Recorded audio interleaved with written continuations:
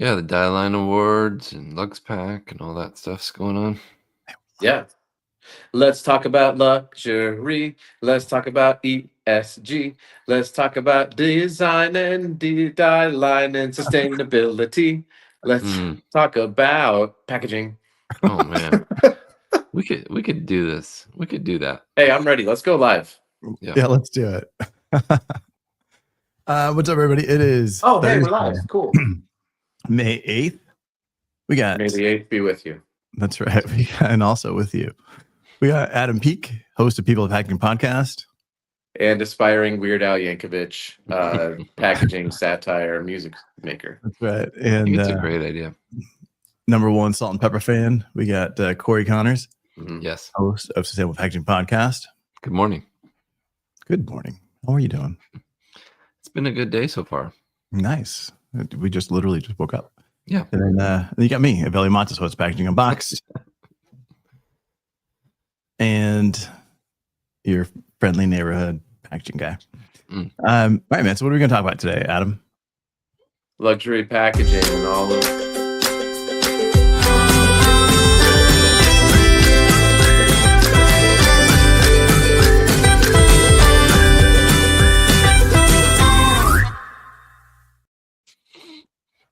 All right. So if you're joining us on YouTube, LinkedIn, TikTok, Lemonade, let us let us know what's up. And what do you guys think about packaging?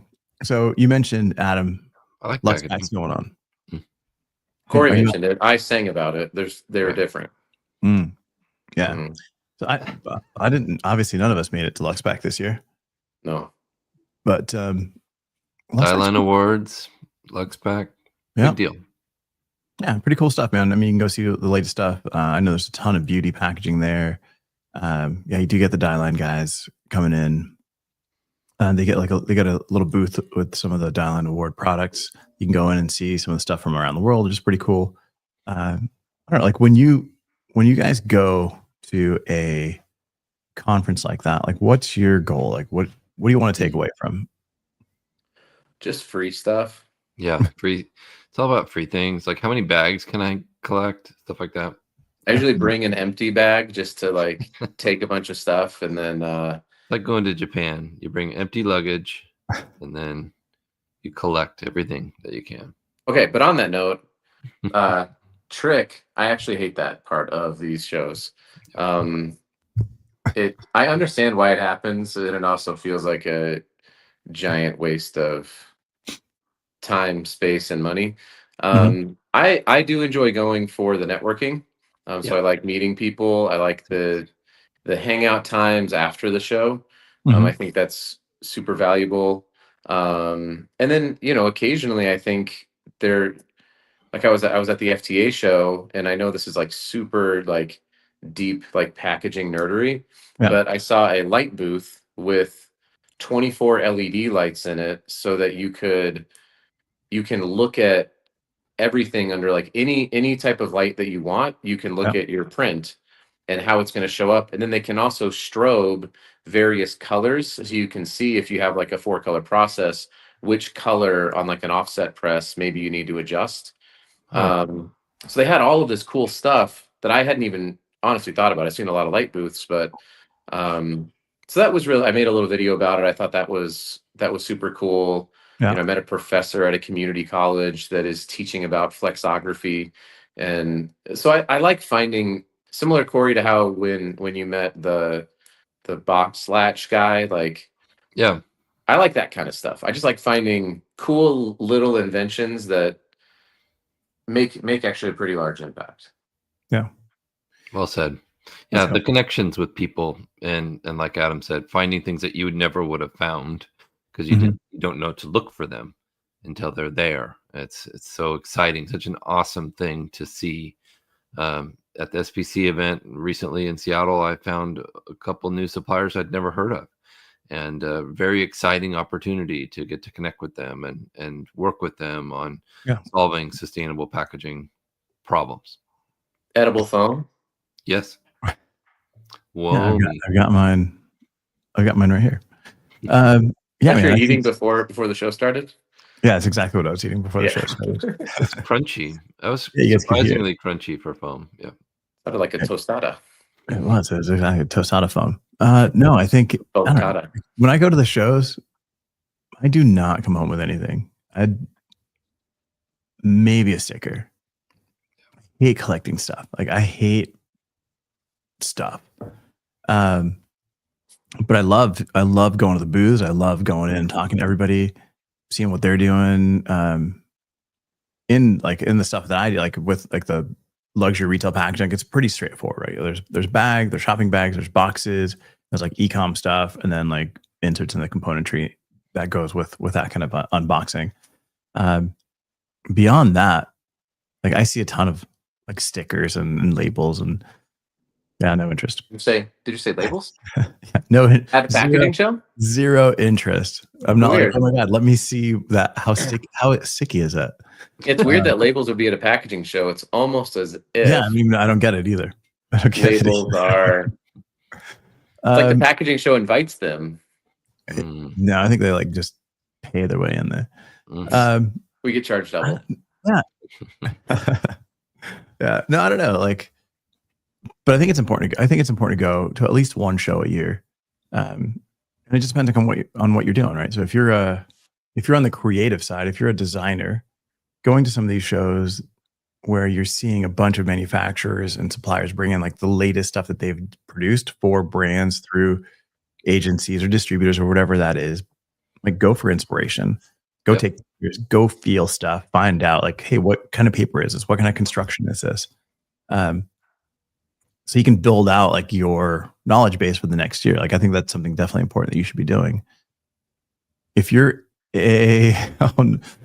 that was awful. She's talking about your song.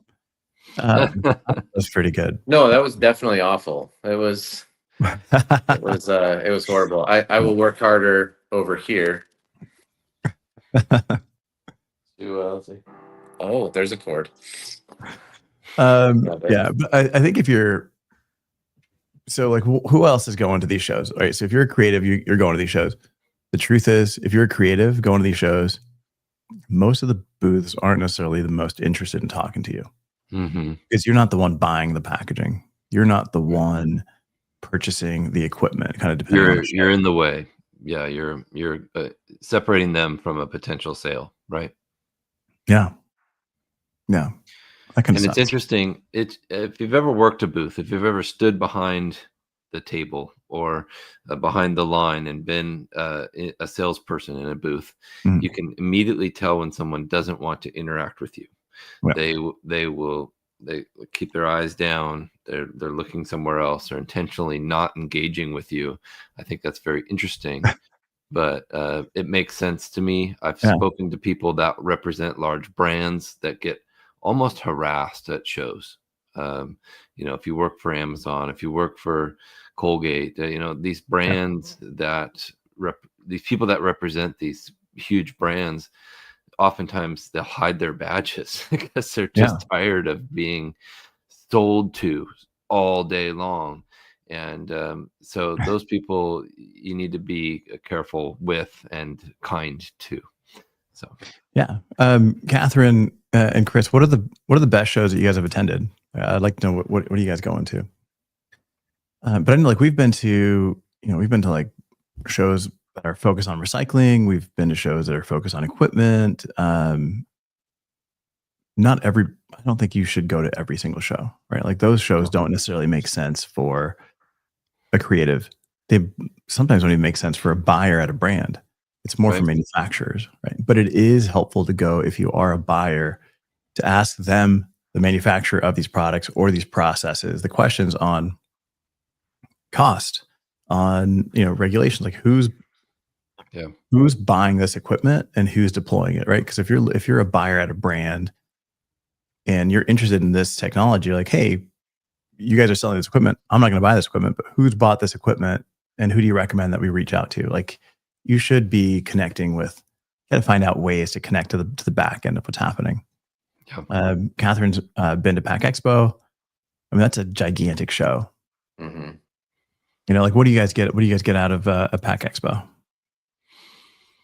The same thing I get out of most of it. I find that I don't have time to just like wander. I don't really Mhm. build that into my schedule. Um, so maybe we're a little bit different. I spend my time sort of like running around and like making content. Yeah. So Pack Expo is great for that. Mhm. I do want to echo something that you said, Corey, which is obviously you're the smartest of the three of us, and so I just will Thank you. parrot the things that you say. Easily the best looking. Sound bites. Easily. These are great sound bites. Thank you, Yeah. guys. But if you're at a trade show, whether it's Pack Expo or any of the Fancy Food Show or any of these shows, LuxPack, and you're hoping to go there to sell something. That's your job. You're a salesperson, but you're not working a booth. You didn't pay for a booth. You're going to network or whatever to sell. Understand that nobody is there to talk to you. Mhm. And so if you can go into it with that mentality of like, I want to meet people, I want to make connections, like don't even bring your business cards. Mhm. That's a surefire way to make sure that you're not there to sell things. Yep. If you don't have your business cards with you, and that's like sin number one for a salesperson. But it's like if you have nothing to like just throw around, Mhm. then you can only be connected with somebody who then is like, yeah, actually, here's my card. Yeah. Then you've made a connection with them that's real. It's not based on, you're not forcing yourself into their world. So it actually is a giant pet peeve of mine that I see a lot of sales reps violate because they're Yeah. trying to create an ROI, so they keep doing it. Yeah, here's I my understand card. why. Here's my card. Always. Yeah. It just drives me insane. I've spent X amount to fly here. I've spent X amount for a hotel, however much for a ticket. Now I've got to sell.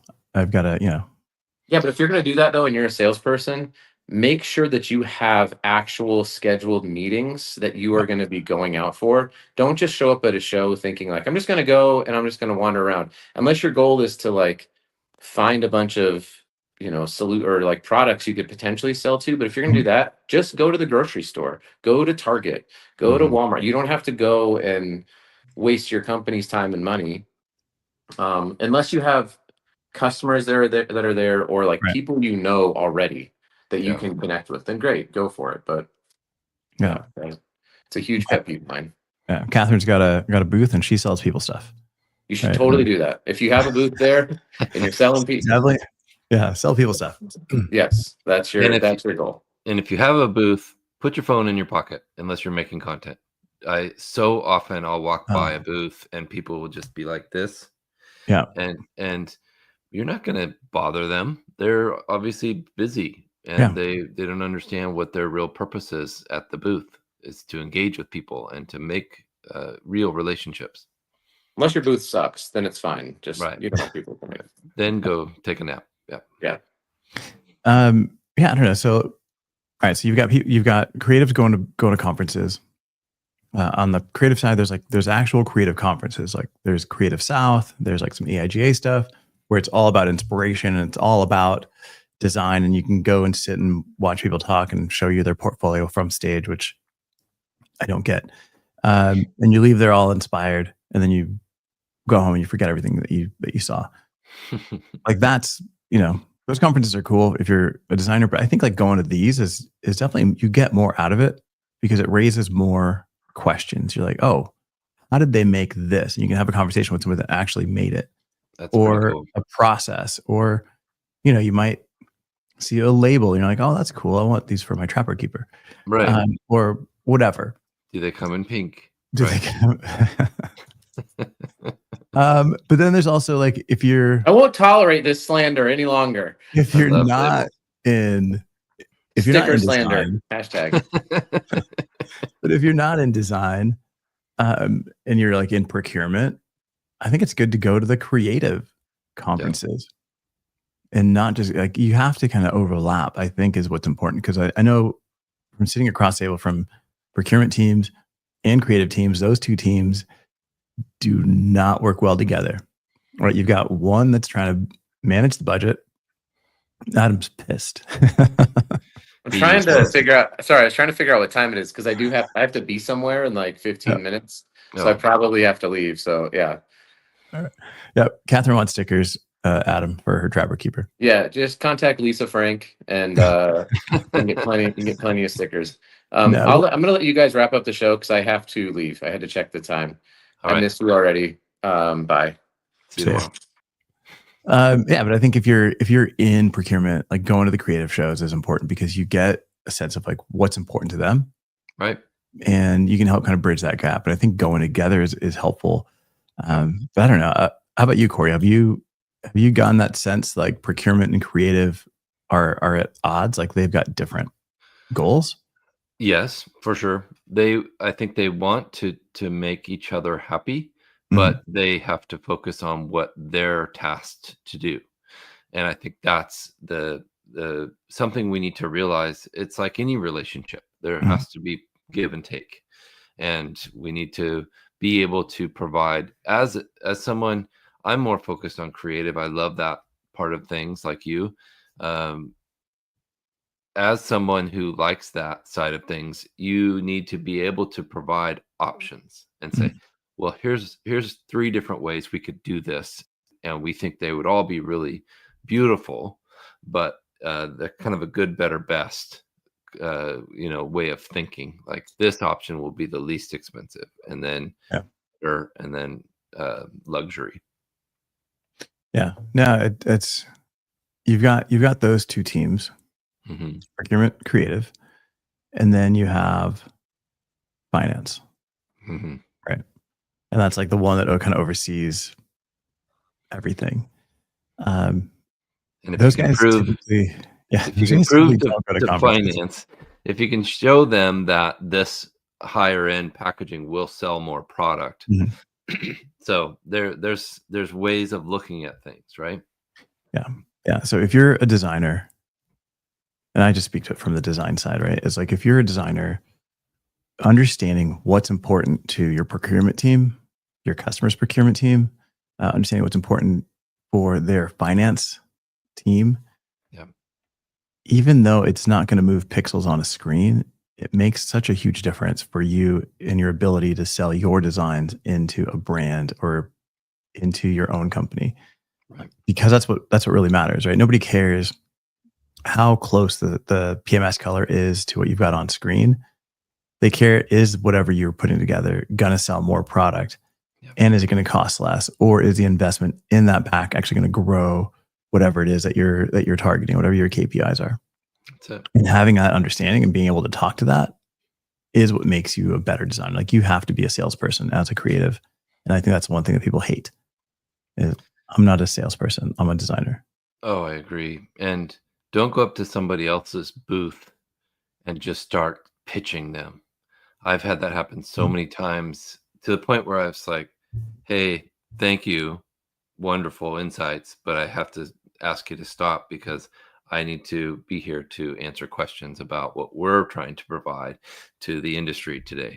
And it seems to often be the founder of whichever company, they just think that they are so self-righteous that whatever they have to say and whatever they have to sell is so important that there's nobody wouldn't want to hear what they have to say, right? Yeah. But I think you need to be a very self-aware at events and say, okay, what's my position in this conversation?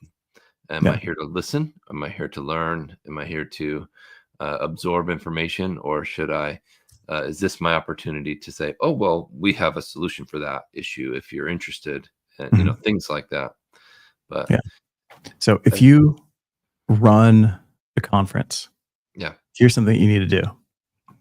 So to some of your points, Corey, if you run a conference, I think it's important in terms of like lanyards, being able to identify who are the students. Students get like a bright orange one.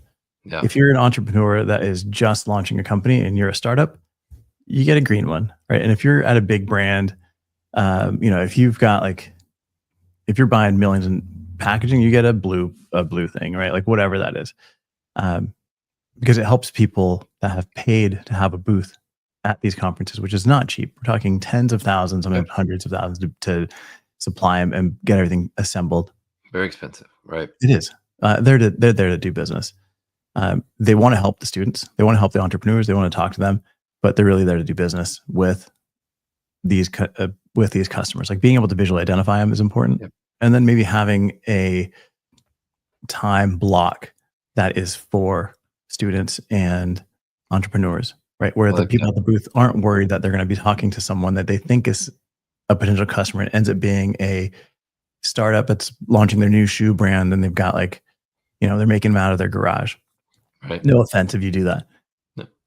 But you can be talking to this person while a potential client can just walk in and walk out because you don't have time. Because they're frustrated because you were busy. Right. Yeah. Yeah. And I think that's a frustration every booth has. And, I know, Catherine, they do booths. You guys probably have experienced that. I know you've done booths. Corey, you've experienced that. It's just kind of I think that's a pet peeve across everybody. Yeah.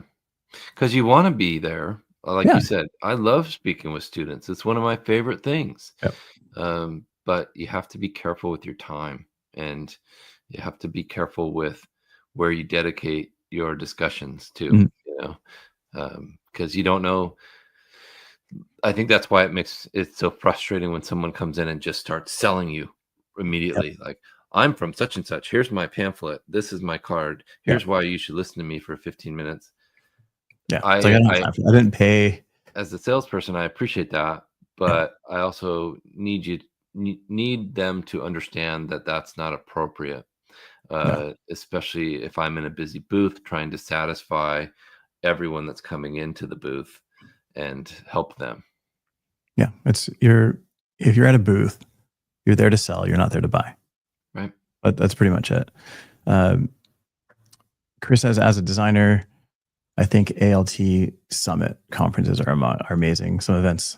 What does that mean? Oh, Alt Summit? Is that what that means? Yes. Some events are on my wish list. Attend because my rep brought my designs to Premiere, Vision New York, and Surtex. I'm not familiar with those. I'll have to check those out. These are great. Thank you, Chris. Yeah. I'll look. So as we're wrapping up here, if you guys have additional conferences that we should be looking at that everybody should be going to, drop in the comments, because there's so many conferences out there that it's hard to keep track anymore. It really is. Yeah, absolutely. All right, man. Let's wrap this up. You guys are doing some unboxing tomorrow. Can't wait to see it. Pack of the week tomorrow. We'll miss you. Yeah, absolutely. We'll see you guys.